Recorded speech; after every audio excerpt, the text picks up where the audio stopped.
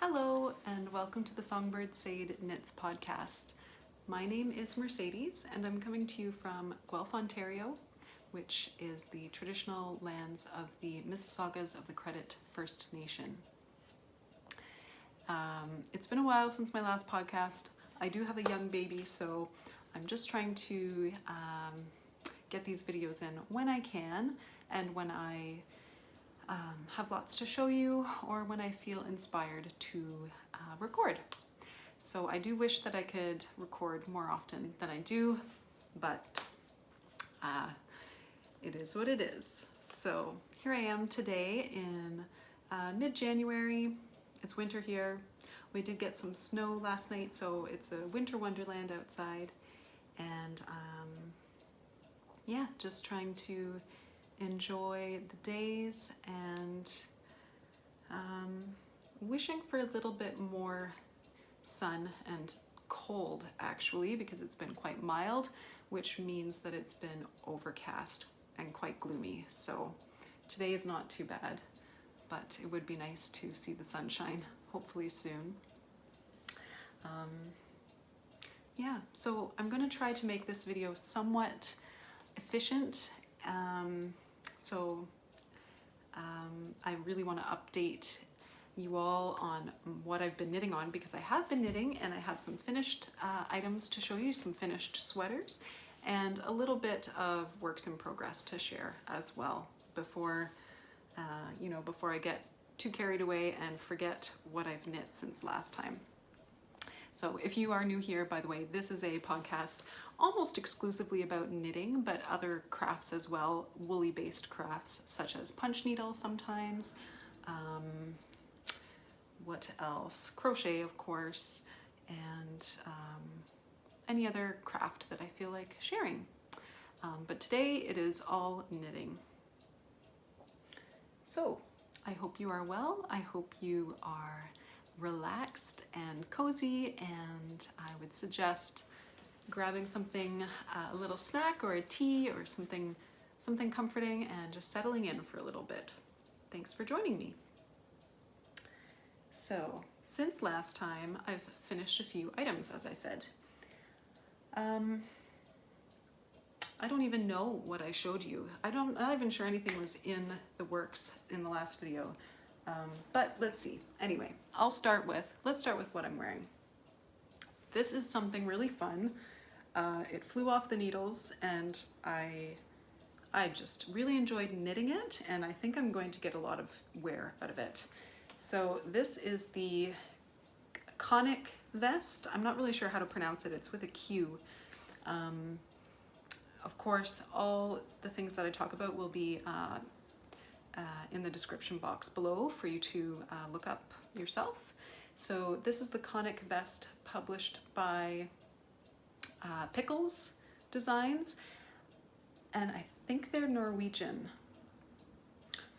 Scandinavian for sure, and I'll stand up so you can see it.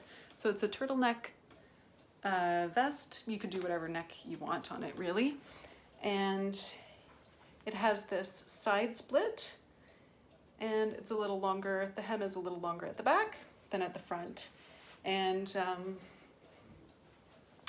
my version ended up being just a little bit cropped. I think it's meant to be a little cropped, but you could certainly lengthen it if you wanted to. So yeah, my high-waisted pants are right about here, and that's where the front part ends. So I think it'll look good over pretty much anything, because it's also oversized, or at least I chose a size according to the pattern that would be oversized on me, and I think it looks like the intended wear, because in the photos it looks oversized as well. So I wanted it oversized so it could fit over a big blouse or a big shirt or a dress or whatever, and not pinch my clothing underneath. So I'm really, really happy with this. This is knitted with a bulky weight yarn. I used an undyed 3-ply from Georgian Bay Fibre Co., which unfortunately no longer exists. It's lovely yarn, and I do have some dyed yarn from Georgian Bay Fibre Co. as well, which is also very beautiful, but they don't make yarn or they don't dye yarn anymore or sell yarn, so unfortunate. But you know, you could use any bulky weight yarn that you like. This is very woolly, which I like. It will repel water and it will be very warm, and I'm not sensitive to wool. My skin is not sensitive to it, so I don't find the turtleneck itchy at all, and I like the weight that this has. It has a real solid feeling to it, but you could potentially knit this in an unspun if you wanted something really lightweight, but I like the way that it sits, being so thick and dense. So this pattern, I would say, is very simple. However, and it potentially is beginner friendly. However, being a typical Scandinavian pattern, knitwear pattern, it lacks quite a few details. And I hear that this is typical of many Scandinavian patterns because people in these countries learn how to knit in school or learn how to knit just as kids. So they know how to knit. So there's lots of things that are missing from the pattern, presumably because they're making the assumption that you know how to do those things. So just be aware of that if you are going to purchase this pattern. I didn't have any trouble with it, but you know, I did have to make a lot of decisions along the way, which was fun for me, but might be a challenge for a new knitter. The other thing about the pattern is I don't think it's size inclusive. I knit a size large, and then I think there are 2 bigger sizes after that. So if you want an oversized look, you are typically a larger size, you would have to improvise that on your own. However, this is knit through a combination of back and forth and circular or in the round knitting. I think you could easily tailor it to your body. You just add more stitches, basically. It wouldn't be difficult to do. So those are things to consider if you want to knit this vest. If all that sounds good to you, I would recommend the pattern. It was a lot of fun because you're sort of doing all different details. You know, yes, there's stockinette here, but there's some details on the side, and then you're doing decreases here. So it was interesting to knit, and as I said, very fast. So now I have this awesome vest to wear. So that's my first finished object. I'm just going to get a drink of water.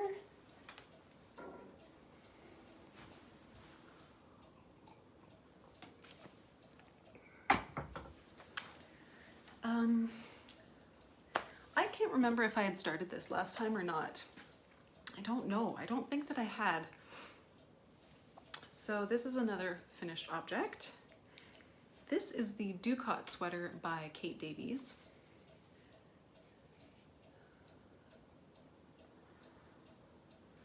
So, you know, I think I had started this. I think I talked about it a little bit.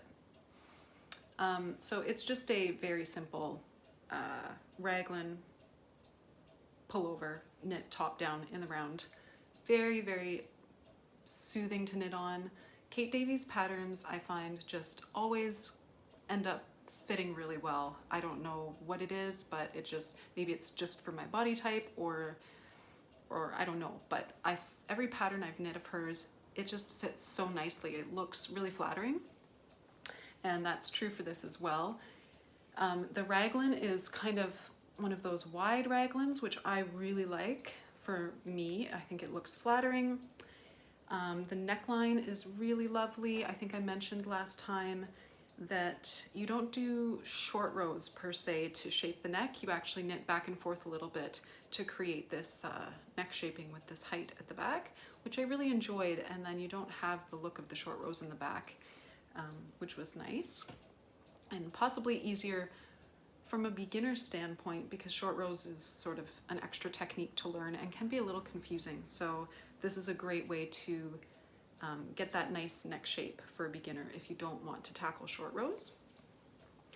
And then the sleeves are, you know, what are very trendy right now. They're not really a balloon or puff sleeve, but it's not steeply decreased towards the cuff, so you do get a little bit of a blousy look with the sleeve, which is really flattering as well.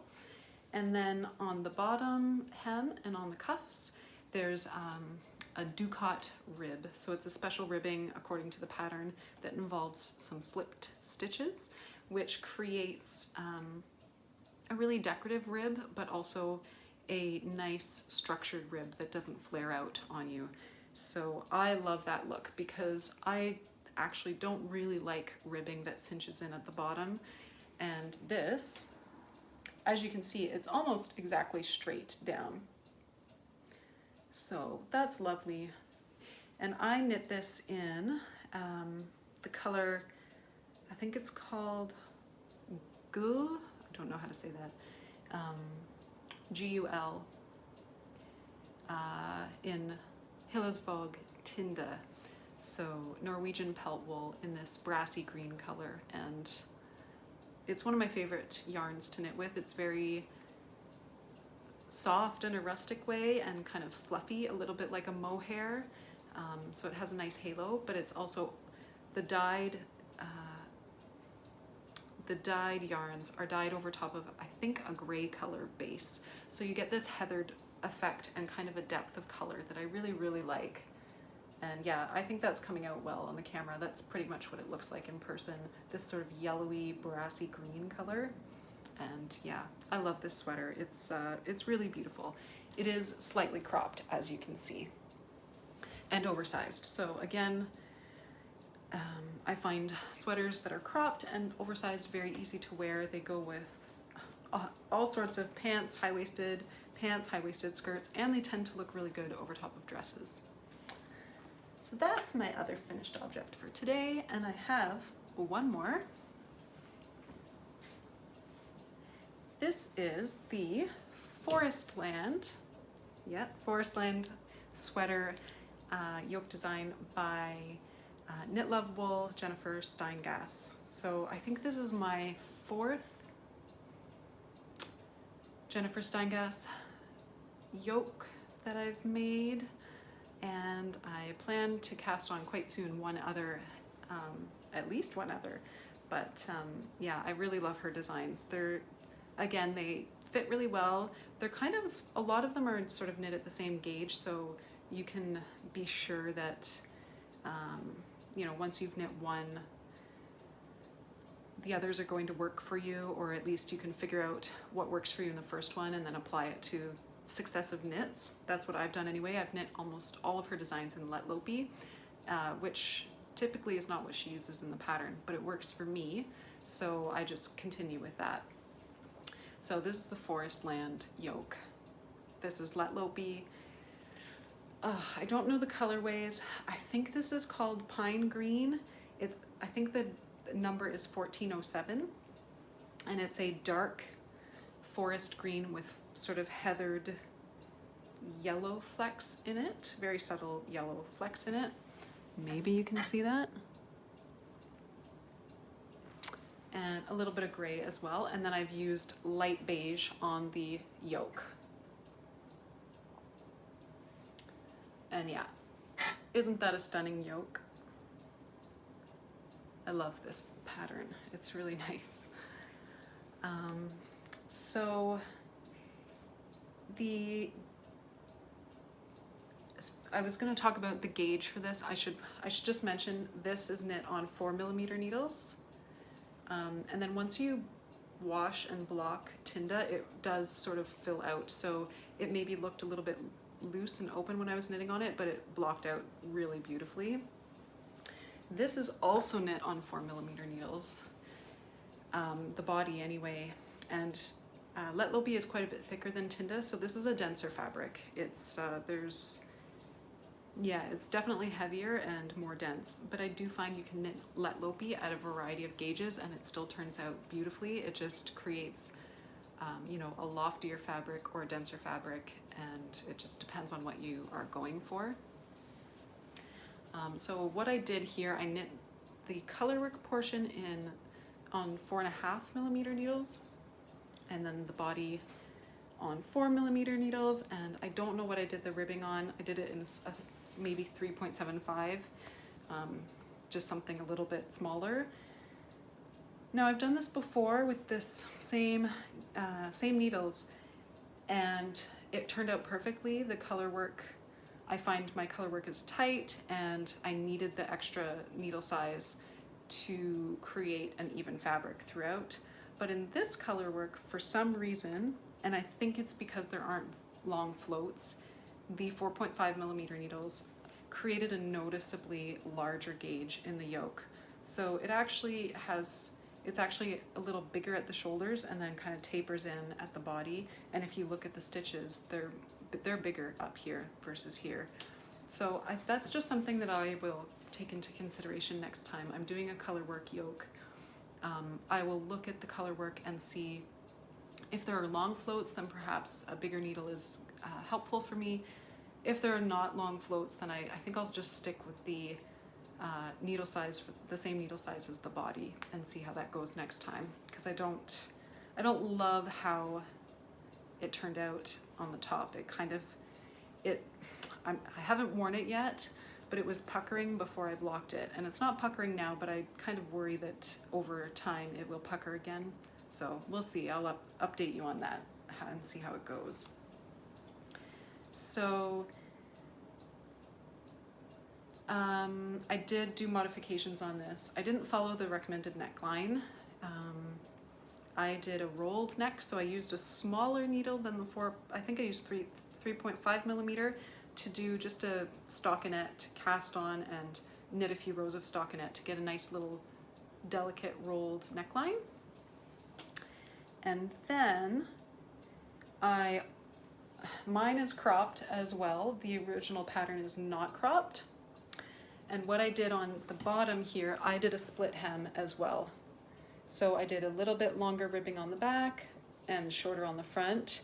And I hope you can see that, instead of just doing a split hem like this, where you have stitches on either side, I split the hem and then actually picked up, when I did the back hem, I picked up some stitches from the front so that it's hard to see on camera, but then you actually get a little bit of an overlap there as opposed to a gaping fabric. So I like that. I think I'll try that on a different sweater. I like split hems because I think they fit well. They don't cinch your clothing, which I guess is something that irritates me. But I like this. You don't get those gaping stitches with holes. So this is a good technique. And then also, I did my own type of ribbing as well. I didn't do regular ribbing. I did a type of twisted rib. I don't know if this is called for in patterns or if it's just something that I came up with by accident. But a few years back I knit an Aran sweater, so classic all over cabled sweater in pieces. And it called for twisted rib. But it's a pattern that is written very logically, but again, sparse on the details. And I was a little bit new to this kind of knitting, and I interpreted the twisted rib stitch, which is usually meant to be you twist each knit stitch. I interpreted that incorrectly, and I think what did I do? Because it's knit back and forth, I twisted every stitch that I knit, as opposed to on the reverse side twisting the purl stitches, which would on the right side be the knit stitches. So I ended up with a ribbing that essentially every other row you're twisting the knit stitches. And I loved the look of that, actually. I actually don't like twisted rib because I find it can actually end up, the whole fabric can kind of twist with it and it gets really, really tight. So this method of twisted rib, where you twist every other knit stitch, twist knit stitches in every other row, you kind of end up with a knit rib that kind of goes like this, but then it ends up being really flat. So I can show you the cuff here. It almost, I think it's really decorative. I really like the look of it. It has a, I don't really know. I just think it looks really nice, but you can see how balanced it is. It's almost entirely straight, but still really nicely structured. It doesn't flare like a regular rib, but it doesn't really cinch in like a twisted rib does. So I really like that. So that's what I did for this sweater. And I did that also on the bottom hem. So that's the Forestland. I'm really happy with it. I think it's a really lovely wintertime sweater.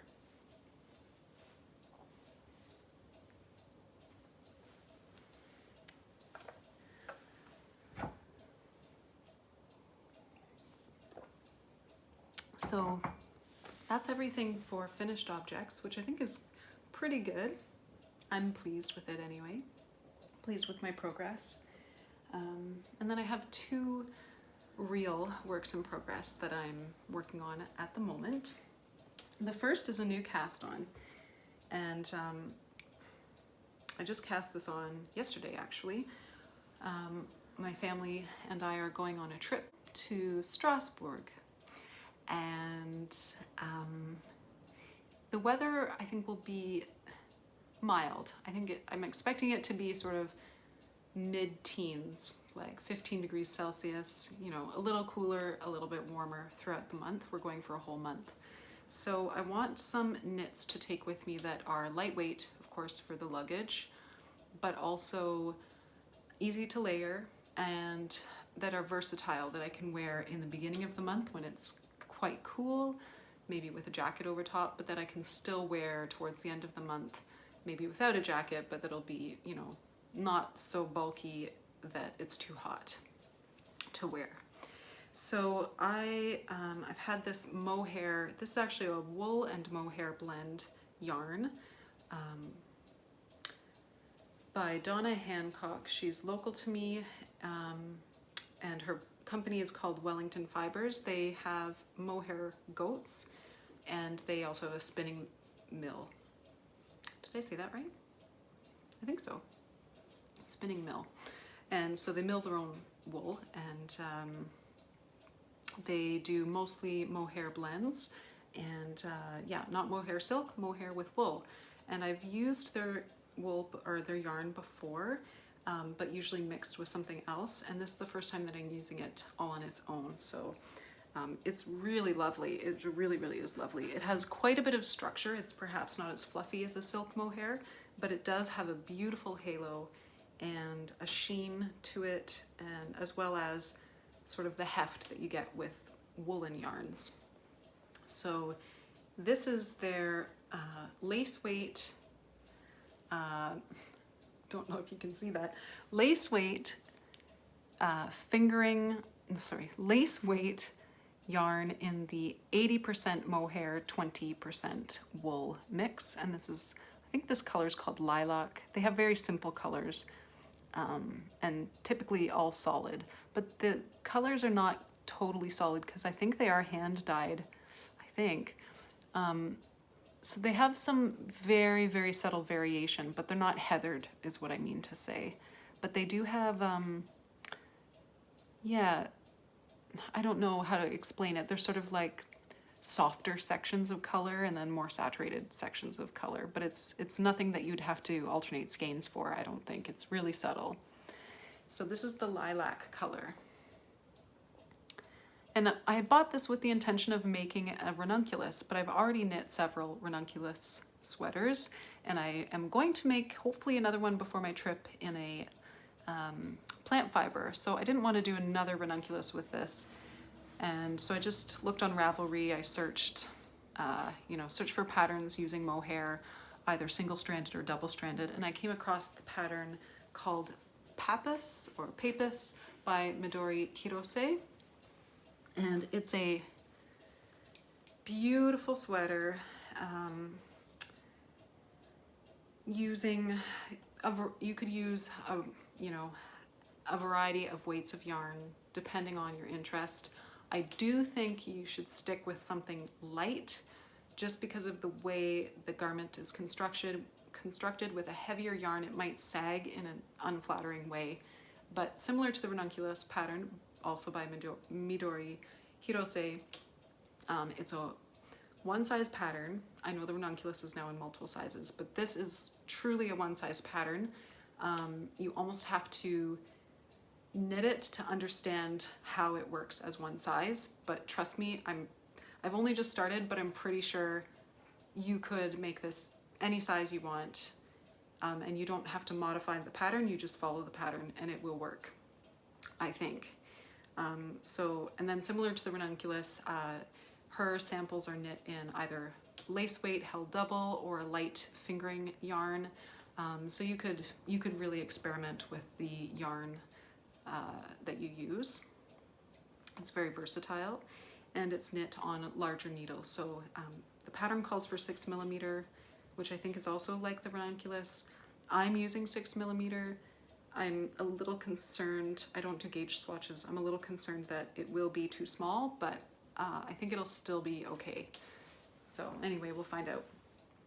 But this is what I've done so far. I just cast on yesterday. The cast on is difficult, I will say that. I probably did it about 6 times before I understood what I was supposed to do. But it's not, I would say it's something that an experienced knitter can do, or even an intermediate knitter. I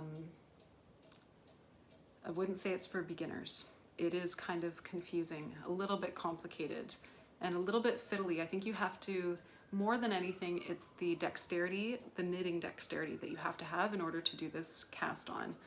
But don't let me deter you from giving it a try. It's, you know, what's difficult for some people is not difficult for others. So make that decision for yourself. But yeah, otherwise, I think it's a fairly simple knit. It's mostly stockinette and reverse stockinette stitches with very clever shaping. So,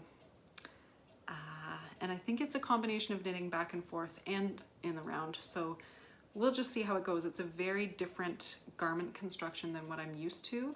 And I think it's very clever and very interesting. So I'm really looking forward to knitting on this. This, by the way, is going to be, I think, the back and the sleeves all in one. So you can't really see because it's all scrunched up, but yeah, looking forward to having this. You can kind of see the gauge there. So yeah, check out the pattern. I think it's really neat. It's a very delicate pullover, a boat neck construction with a slight puff sleeve, and then the length you can completely adjust according to what you like. If you want it cropped or a bit longer, that's very easy to adjust. So I'll just see how much yarn I have. I think it calls for anywhere from, say, 450 yards to just under 600 yards, and I have 650 yards. So I have a little more, I think, than I need. And yeah, I'll just, I'd like to use up as much as I can of this yarn and without compromising the shape of the garment. So we'll just see how much I use of that. And yeah, I will, you know, I'll likely post pictures of this on Instagram once I have a little bit more to show, and I'll hopefully get some photos when it's done. I think it's going to be really pretty. And then my other work in progress that you've seen before, but that I'm happy to share with you now. It's not done, not even close, but I'm feeling quite a bit more positive about it, is the Marie Wallen Muckle Roe pattern. So if you haven't already seen it, this is what the body looks like with the color work. And I have a little bit of a sleeve done as well. I'm knitting the sleeves separately. Now, again, this is going to be, it would, according to the pattern, it would end up way, way, way too big for me, just unflatteringly so. And I don't have anyone to gift it to. Even if I did, I wouldn't want to because I love this pattern. So I had been trying to figure out how to make this work for me since I'd done all this knitting before realizing it was going to be too big. And I had decided I'm going to use the Weekender pattern by Andrea Mowry to turn this into a very similar construction up top to the Weekender, almost exactly the same construction, except the sleeves. The Weekender, you pick up stitches around the armholes and knit down. I'm knitting these sleeves up just so I can get the length perfect, because the color works at the bottom. I don't want to knit a whole sleeve and then have it be too long or too short once I get to the color work. So I'm knitting them from bottom up, and then I'll seam it at the shoulder. I think that's an okay compromise. So luckily, the amount of stitches I have on the body was only 2 stitches off from one of the sizes, one of the larger sizes in the Weekender light pattern, which I already have and I've already knit. So that's just pure luck.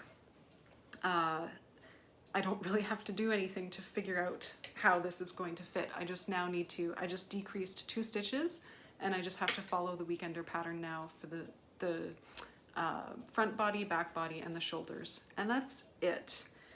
So I'm feeling really, really good about this. It remains to be seen how it's going to look when it's done, if it's going to fit well and all that, but I'm feeling that it will look a lot better than had I just gone ahead and followed the Muckle Roe pattern, which is a yoke top. So yeah, now that I feel good about it, I'm encouraged to knit on it. So since last time, all I've done is I divided for front and back, and I'm knitting, I think this is the front piece that I'm knitting right now. It doesn't really matter. They're kind of the same, and then there's some short rows on the back, of course.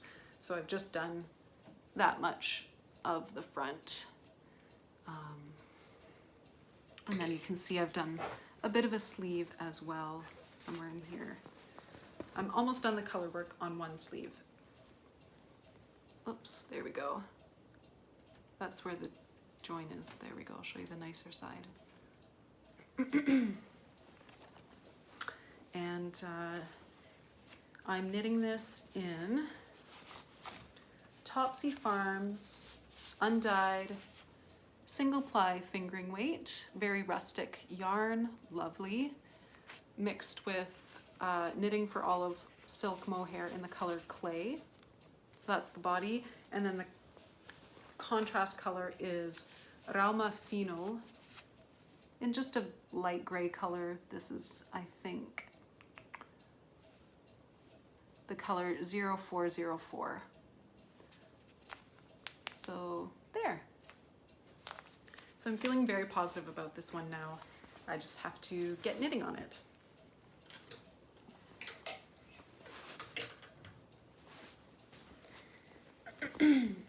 I actually do one more work in progress and I forgot about it, so I'm just gonna go get it. I'll be right back.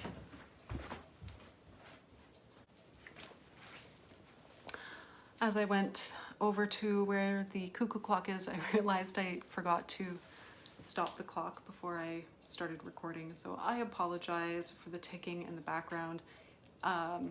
We have this beautiful cuckoo clock that my partner actually bought in Strasbourg when he was there last spring.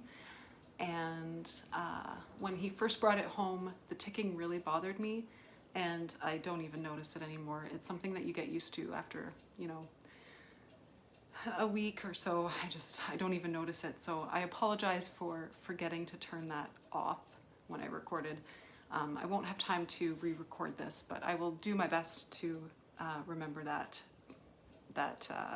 important detail in the future. So again, my apologies if that is something that bothers you. My final work in progress is the Bjork sweater by Woodland Knits. Her name is Liv Olven, I think. I think she's Norwegian, I think. Maybe Icelandic, I don't know. This is a knit that I was inspired to try because I saw Inga from Knitting Traditions knit on it. She knits so many things and so many beautiful designs. I'm often inspired by what she's knitting, so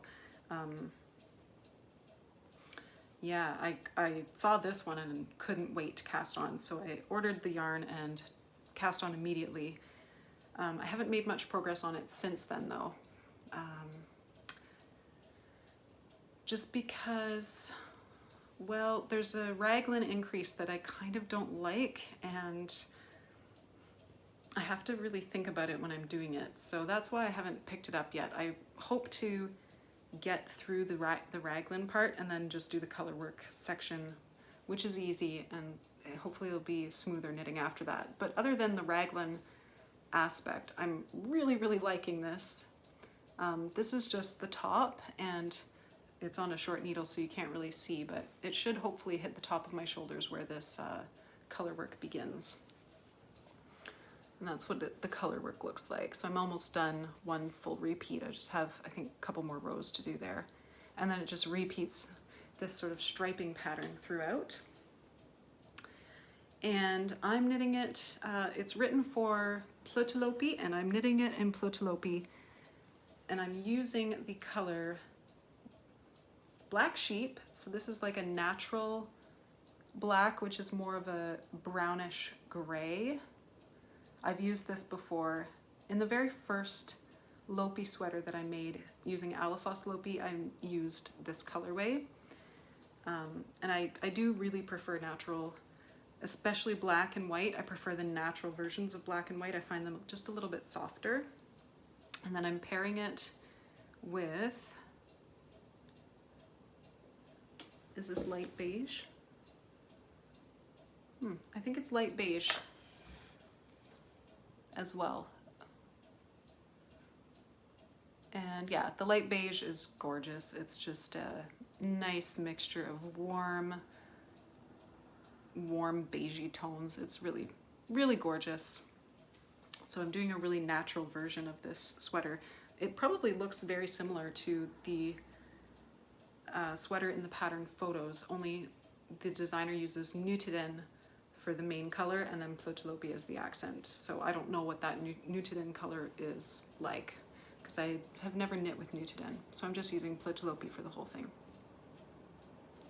Anyway, so that is something that I think is going to be gorgeous when it's done. Sorry, it's not much to show right now, but hopefully I'll get over this raglan difficulty and then speed along on knitting this. To be clear, the raglan difficulty is, I think the way the design is written, she gives you two options for how to do the raglan increases depending on what sort of effect you want. And that's not the issue. The issue is right at the join where the round begins. The raglan doesn't end up looking right because of the jog, so you get the effect is mixed up there, not only with the color work but also with the actual raglan stitch. And she does give instructions for how to knit this in a jogless way, but it doesn't quite fix the issue there. So, and I haven't really been able to find other knitters who are having this problem or how they've addressed this. Maybe it's just my lack of experience, or I don't know, but it's something that kind of is irking me a little bit just because the raglan is such a feature in the design. It kind of irks me that you can address the color jog, but the raglan design actually gets messed up in that one section. So I'm not really sure how to fix that. If you're working on this sweater and you have solved this problem, please feel free to share what you've done to address this. But yeah, so I'm kind of like fudging it every single time I come around to the beginning again. And some techniques seem to work a little bit, and I don't know, I just kind of keep trying different things every time I come back around. And yeah. Luckily, because of the color work, you don't notice it that much. But yeah, it's kind of just, sorry, my video stopped there. I was just saying, when I encounter difficulty with my knitting or something kind of irritating, I have noticed that I have a tendency to set it down and then a little bit forget about it and instead cast on something new. So I'm ending up with all these cast-ons all over the place, and I don't love that because I find the energy, the enthusiasm for the pattern that I had when I started kind of goes away, and then it becomes instead this irritant in my mind. And it didn't start out like that. It started out with being something that was really inspiring to me. So I kind of have to get over that and find the inspiration once again. And I mean, this is really inspiring to me. I love this pattern. So I think I just have to get over the raglan part. And once I'm through the raglan knitting, I think it'll be fine. So anyway, that's the Bjork sweater, which I think means birch.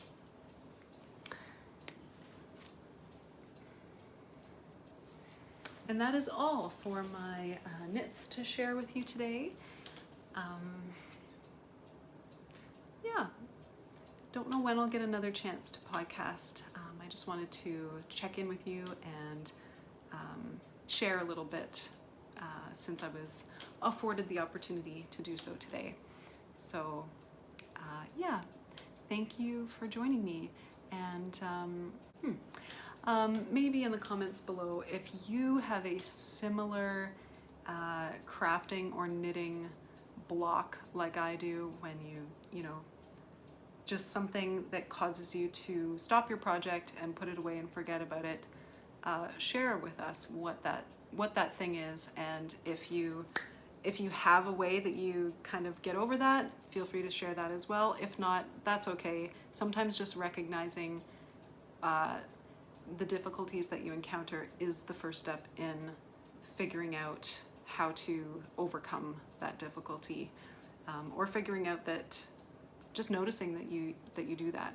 I was cleaning up my knitting area recently, and that's how I noticed that I had more cast-ons than I actually thought I had, and I felt bad for them. So it is my goal to finish almost all of my whips that have been sitting for a long time by the end of the year. So I'm giving myself lots of time, but some of them are quite challenging. So yeah, I think it's just important to at least take them out and look at them from time to time to remind myself of why I started knitting them in the first place, and also to remind myself of what's actually hiding in those baskets and project bags that I've definitely forgotten about. So yeah, anyway, yeah, thanks for joining me here, and I look forward to the next time we can sit down and chat and knit together and craft together. In the meantime, I hope that you are well and that you are still able to find inspiration in your old projects, your new projects, your future projects, and that you're enjoying your crafting, whatever you're working on. Until next time, take care. Bye.